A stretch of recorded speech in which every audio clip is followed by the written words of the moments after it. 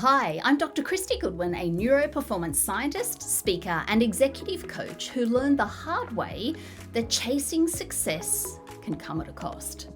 After burnout landed me in hospital, I made it my mission to help ambitious women who are done trading their health and happiness for high performance. On Spacious Success, I share science-backed strategies and real stories to help you flourish as a female at work and beyond so you can stop paying the success tax.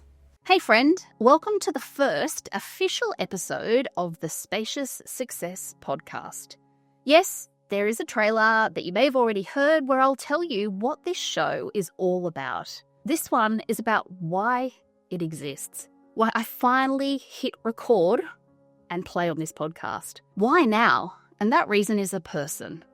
A really important person, and her name was Karen. You see, this is about the list that never got ticked for years. You see, launched the podcast, lived on my business goals list year in, year out.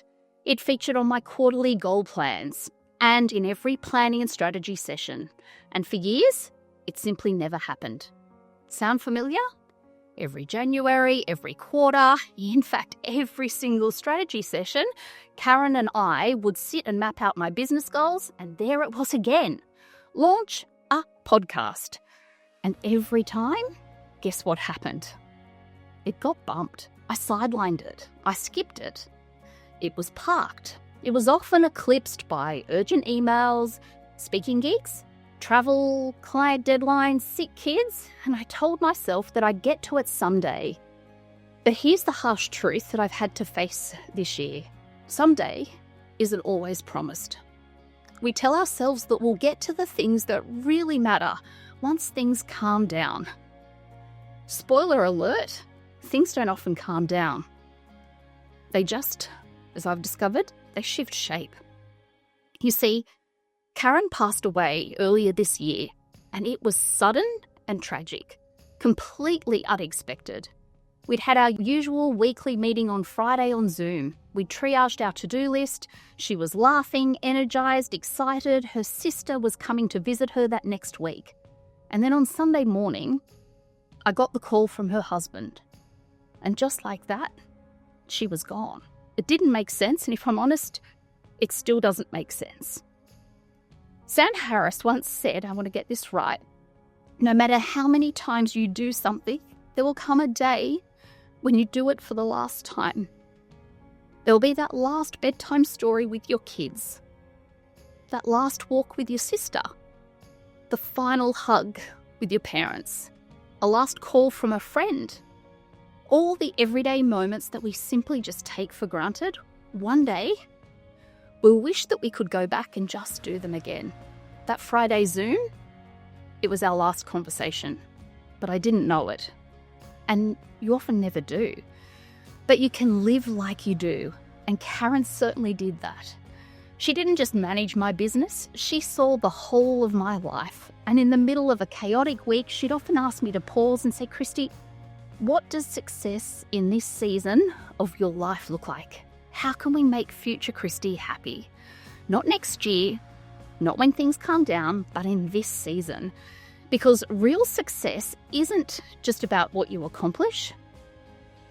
It's really all about how you live and what you experience while you accomplish it. Her passing cracked something open in me because I realised I'd been deferring too much in my life. Not just the podcast, my next book, the one-day priorities, our next family holiday, the girls' weekend away, the ladies' lunch, and I see it everywhere with the women like you, women like me that are delaying joy, deferring our health, settling for a powered-down, low-res version of life, waiting for a someday that may never come. Karen's passing wasn't just a loss, it was a gut punch. It was a recalibration. Because someday, it simply isn't guaranteed. At her funeral, the chapel was overflowing. Old friends, neighbours, colleagues, sporting team members, parents from school, teammates, online friends. Even the Zoom room hit capacity. And I realised that not one person there at the chapel or online was there because she answered emails fast or she colour-coded calendars, although she did do that. They were there because of how she lived and who she was. Because Karen cared deeply.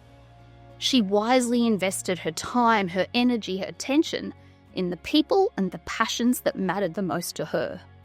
You see, our time, energy, and attention are our most important human currencies. And I've discovered that good health is a privilege and not a promise. You see, we get 4,000 Sundays to live and laugh and enjoy.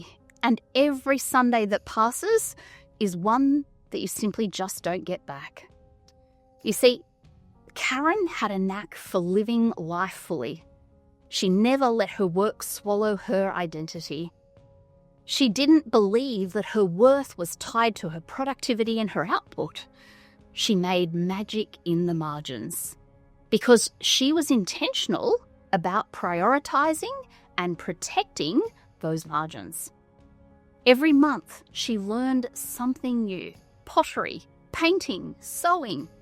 She loved laughing at my craft attempts.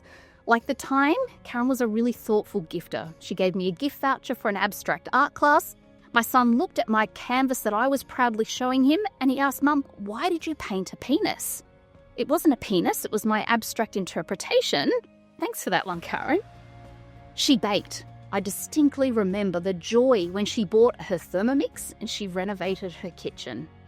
Both things brought Karen so much joy. You see, Karen extracted joy from life's simple pleasures. She savoured the slow. She found simple abundances. She adored her husband and her son and her dog. She hosted. She savoured. She cared deeply. She selected and sent the most thoughtful gifts. She made time for long lunches and spontaneous coffees, for deep friendships, and she built a life that breathed. She built a life where success didn't cost her well-being. Karen experienced what I call spacious success. And she wanted that. She yearned for that for other women too. And so this podcast finally is my way of honouring her and finally ticking that thing that's been on my to-do list for years. Karen fiercely believed in helping women to stop paying what I refer to as the success tax. It's the hidden cost of our success.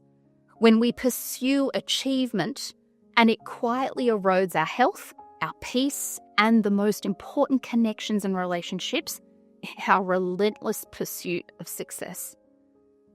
It's success with a side of sacrifice, and I see far too many women paying a success tax.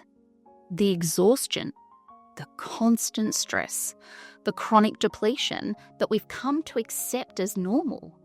We've been living in overwhelm and a dysregulated state for so long that many of us don't even recognise it, and it's unsustainable.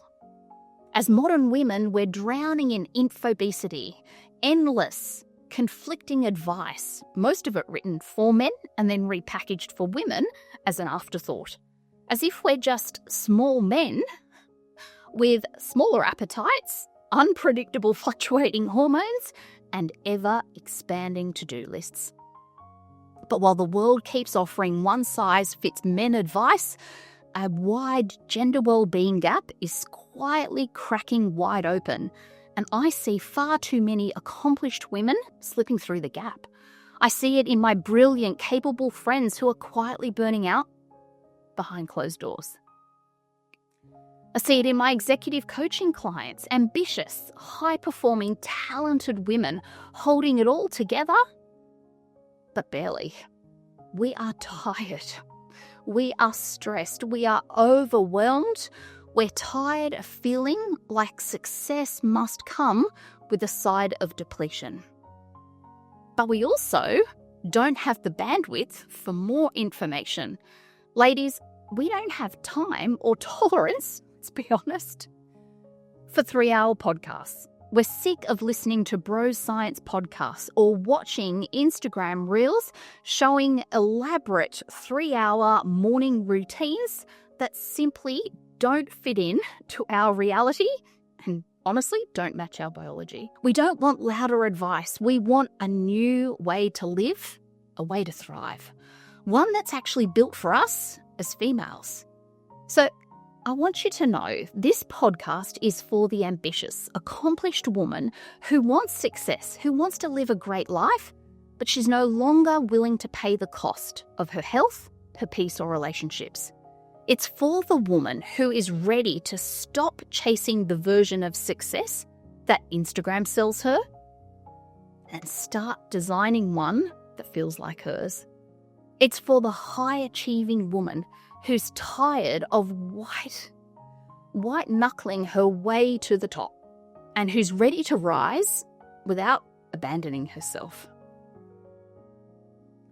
What spacious success means to me is a show that isn't about doing more.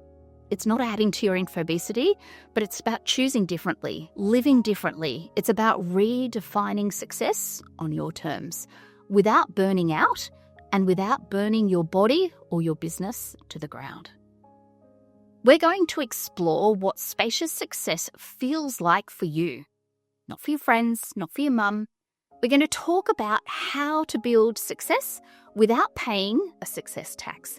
We're going to unpack how your human operating system, your HOS, which is how you are biologically designed to function and flourish, works best and why it matters for you.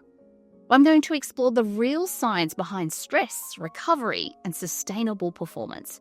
And we're going to hear the stories from amazing women who've created spacious success and they live full lives without self-sacrifice as their entry fee. I want to remind you that if you've been waiting for someday, let Karen's life, let her legacy and her unexpected passing be your nudge. Because someday isn't promised. You deserve a life that feels powered up, one where you are a high-res version, not one where you defer things until things calm down. That's how Karen lived, and that's what she believed in.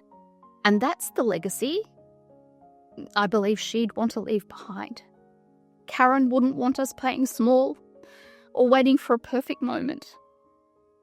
She'd want us to live and lead boldly, to live fully, to protect the margins, because that's where magic is made. This podcast is for every woman listening who's ready to stop paying a success tax and start living spaciously. So let me ask you, what does success in this season of your life look like? Not what your industry idolizes. Certainly not what your LinkedIn profile might suggest. Not the version that your family, your friends, or your colleagues are expecting or pursuing. Yours. What's your version? Now, if you can't answer that without referencing your job title, your income, your inbox, or your parenting status, this podcast is for you. In the next episode, I'm going to share the story of my own code red moment, when my life collapsed and my body pulled on the emergency brake and forced me to rethink everything that I believed in about success and productivity. It's going to be raw, it will be honest, it's probably a bit confronting, and it might just be the nudge that you need. This episode, and in fact this entire podcast, is for Karen. To honour the way that she lived, for the lessons that she left behind, and for reminding me, and now hopefully you, that everyone needs a Karen in their life. Karen, I hope you know the ripples that you've made. Let's begin.